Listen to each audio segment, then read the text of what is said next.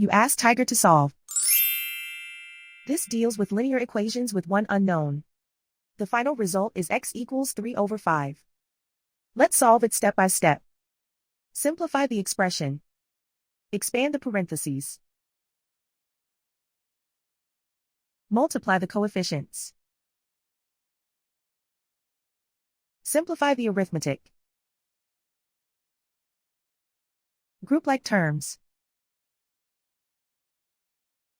Combine like terms. Group all constants on the right side of the equation. Subtract 12 from both sides. Simplify the arithmetic.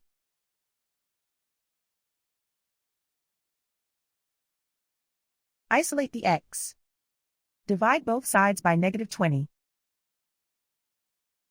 Cancel out the negatives. Simplify the fraction. Cancel out the negatives. Find the greatest common factor of the numerator and denominator. Factor out and cancel the greatest common factor. And so the final result is x equals 3/5.